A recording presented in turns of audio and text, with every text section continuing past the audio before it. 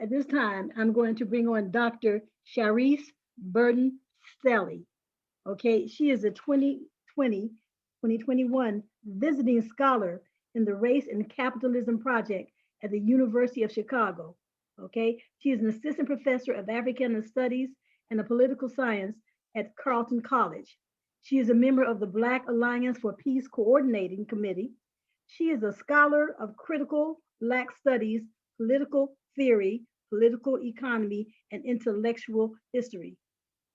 Sister Burden is the co-author with Gerald Horne of the W.E.B. Du Bois, A Life in American History.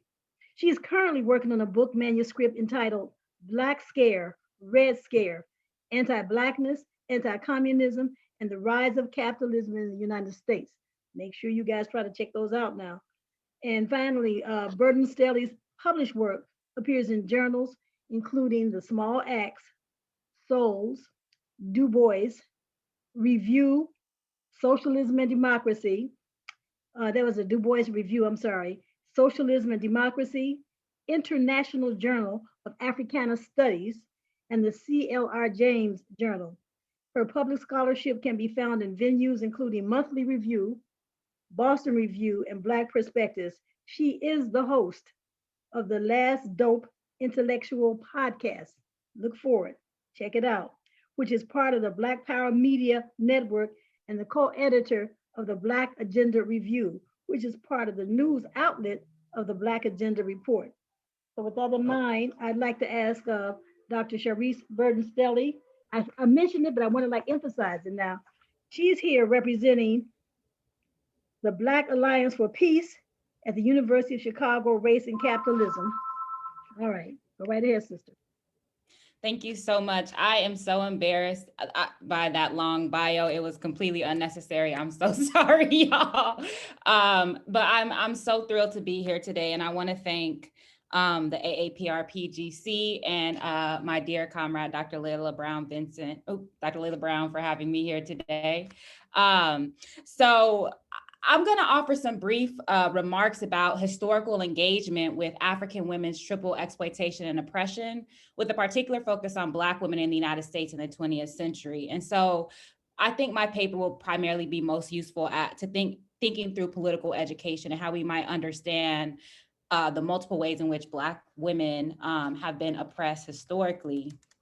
So radical Black thinkers have argued that the conjuncture of imperialism, white supremacy, and capitalist exploitation have positioned Black people as an especially oppressed people, subjected to extra demands over and above that those of the white working class. The African Blood Brotherhood co-founder Otto Weiswood explained that in the first half of the 20th century, Black people experienced a combination of repression, violence, and surplus value extraction that reduced them to a servile class subjected to lynching, peonage, and segregation. As such, they were rendered social outcasts at the very bottom of the capitalist society. The Black radical Harry Haywood argued that this brutal system of racial hierarchy exacerbated worker-based oppression and resulted in Black relegation to the worst forms of employment, the most dangerous and unhealthy work conditions, and paltry, unequal wages. Black folks were imprisoned in plantation systems in the South through sharecropping, tenancy, and land dispossession, and were extremely marginalized in, if not excluded outright from, textile and other industries. Additionally, Blacks were denied even the most basic civil rights and protection by law that would allow them to contest these conditions of exclusion and economic violence. We Charge Genocide, the seminal petition submitted to the United Nations by the organization, the Civil Rights Congress in 1951, put this peculiar suffering of US Black people onto the international stage.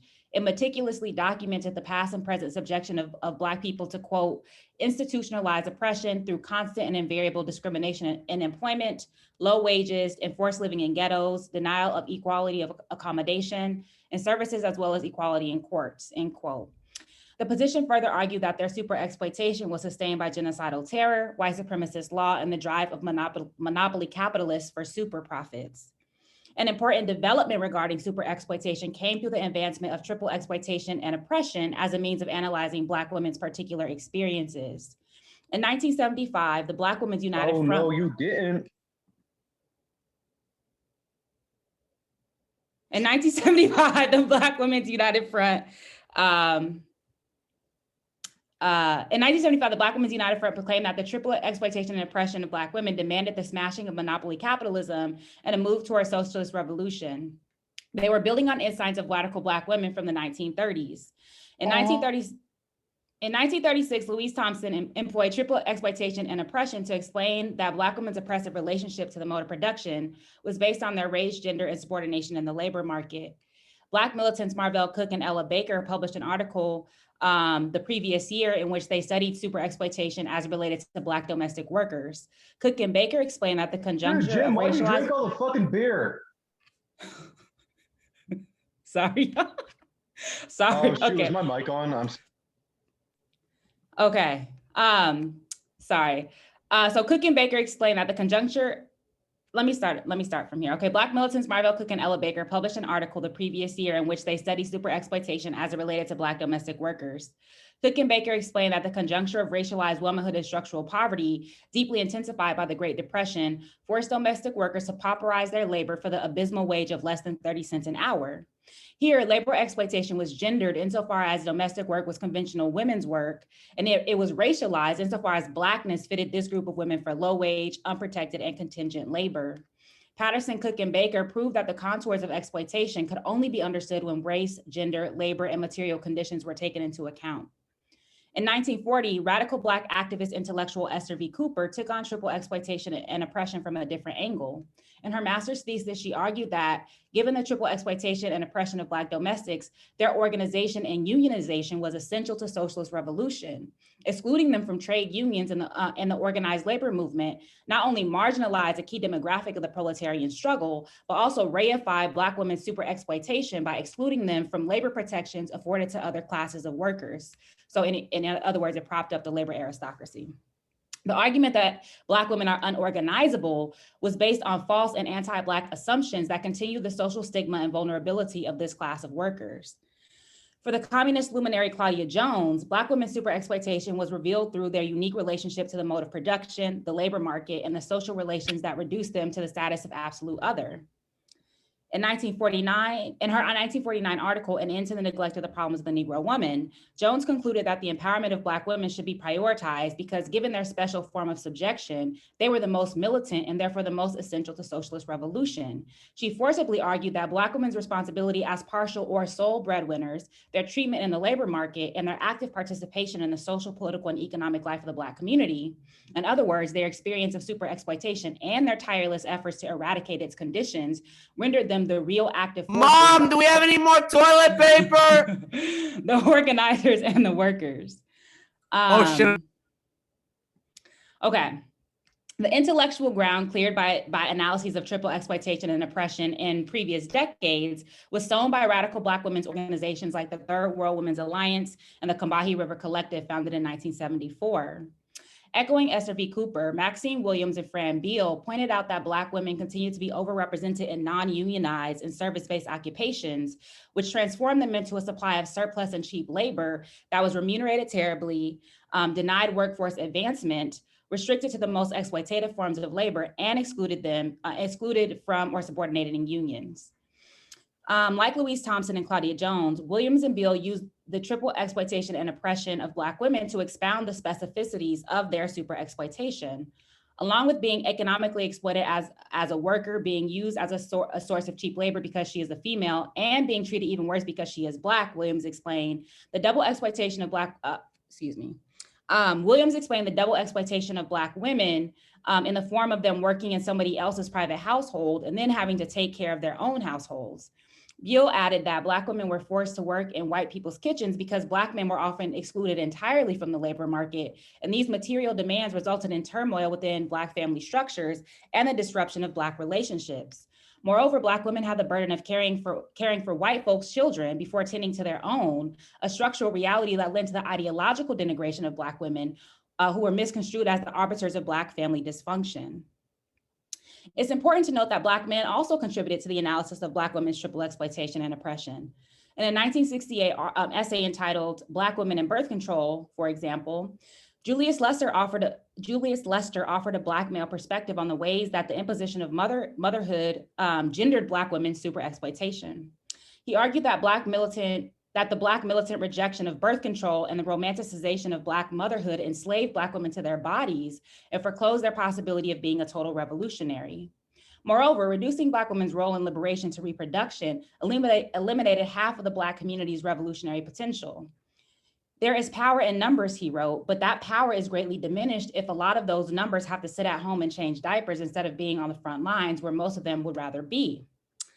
Lester's position aligned with that of the Third World Women's Alliance, which centered issues of birth control, abortion, and forced sterilization to insist that Black women must have control over their bodies. These thinkers maintained that revolutionaries should empower those who have been historically forced into motherhood and reproduction to decide whether or not they wanted children. These thinkers illuminated how gender provided a deeper understanding of superexploitation by revealing the divergent social effects of Black men's and women's different relationship to the mode of production. The Combahee River Collective added heterosexism to racism, class oppression, sexism, and elitism as the central components of triple exploitation and oppression. This organization saw as its intellectual and historical task the development of a praxis that challenged the interlocking systems of domination that particularly plagued women of color and that built upon the historical struggle of Black women against the antagonisms of white male rule. Moreover, the Combahee River Collective coined the term identity politics to denote a, quote, repugnant, dangerous, threatening, and therefore revolutionary set of discursive and political practices that clarified the multiple forms of exploitation that precluded liberation. Like their anti-capitalist foremothers, this group of militants believed that socialism was imperative to the eradication of superexploitation because, quote, work must be organized for the collective benefit of those who do the work and create the products and not for the profit of bosses. Material resources must be equally distributed among those who create the resources, end quote. However, such a revolution must be predicated upon an analysis of triple exploitation and oppression to ensure that the specific class position of Black women was accounted for. So to conclude, I think that this framework of triple exploitation and oppression is very, very important to help us understand contemporary and actually existing phenomena today, such as the feminization of labor and poverty, the devaluation of care work, the overrepresentation of women, specifically racialized women in unremunerated, informal, and flexibilized work, the preponderance of Black and other racialized women in essential work, and you know, work deemed essential in this COVID moment.